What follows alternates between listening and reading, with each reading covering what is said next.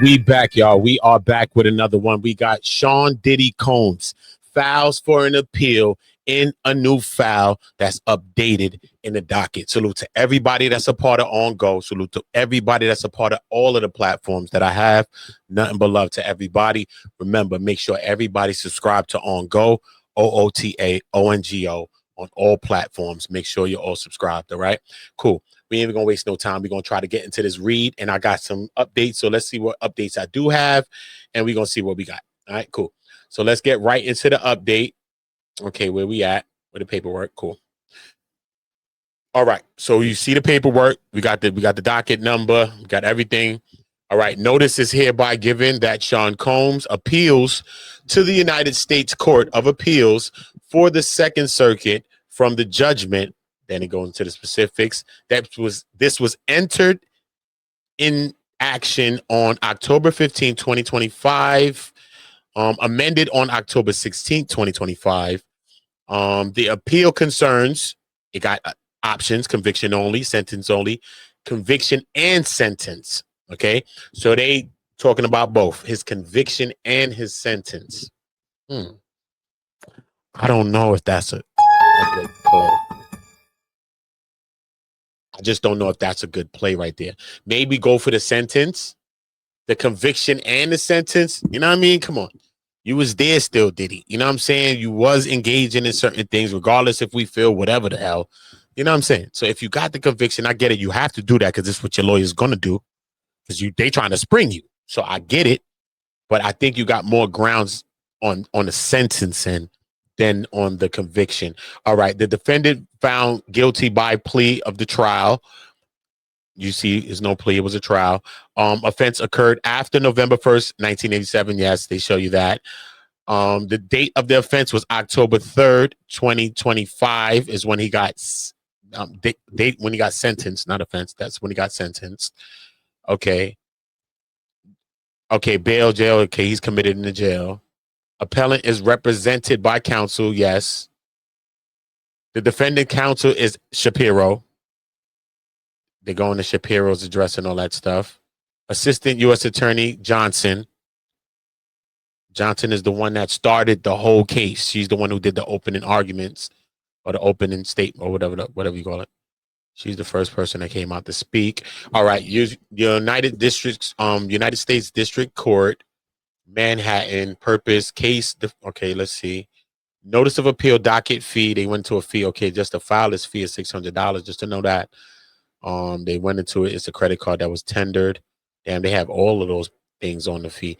Okay, and it's also a $53 fee that is charged for a return check. Okay, cool.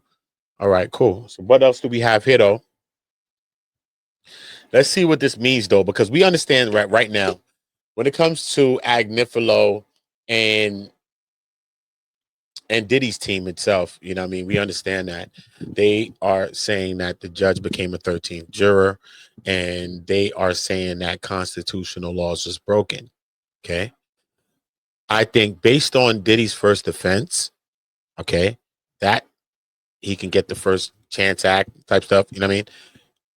That may be some months off of his sentence already. Besides anything else, that may knock off a couple of months off his sentence. I'm not even talking about an appeal. Okay. We understand that the judge sentenced Diddy in a way that even when you go for these appeals and stuff, these people are going to look at you in a way. Trust me, we have to be honest with each other. All right. Because the probation office, they recommended 5 years as the floor for a sentence. And as their ceiling, they said 7 years. So they said 5 to 7 was their recommendation. That's what probation says. We understand that probation means a lot. Victim statements, everything the prosecution's saying, because the prosecution's not losers in this case, regardless if Diddy thinks he's innocent or not. The prosecution are winners, even if they lost the bigger charges, which I felt were trumped up charges. I think that they were going for bigger charges, right? If they really wanted justice for potential victims, they could have maybe a lot of statutes of limitations past things, but in a 10-year span, we can think about that leads Cassie, that also leads into Jane, that also leads into that. When it comes into the abuses, Diddy would have had to plead guilty to his abuses that he did, that They said in open court on the first day of trial that they would have pled guilty to. They would have had no choice. This is a domestic case. They're about to show you the evidence. You're about to see the videos and all these types of stuff. But even though that happened in LA, this would have been a New York case. So anything that happened in New York hotels or anything here would have been the situation that was going on. And that's what Diddy would have been tried for if they tried him here in New York City, because you would want to try him in the Southern District of New York. You would want to try him in New York City. Okay. So you have to understand those things, regardless of whose side you're on. It's not about being pro anyone. Okay. It's not about being nothing. Okay. Diddy got his sentence. Okay. What are we supposed to do now? All right. The appeal is out there now. Okay. Will Diddy win his appeal? Will he win his appeal? Do you think that Diddy got sentenced to too much time? Based on other cases that had the same similar charges like Diddy, a lot of people got probation. A lot of people got like a year in jail. This is why his defense team was pushing for like 14 months, because based on a lot of cases, all right, we seen Dreskel, who's another lawyer on Diddy's team. He said, I read about 900 cases, all Mann Act cases, you know what I'm saying? And went into breaking down how a lot of these Mann Act cases were tried and how each person was sentenced. You know what I mean? So he gave me a lot of context, a lot of everybody, the prosecution and the defense. They both gave me both sides of how they was pushing and what they were pushing for. Okay.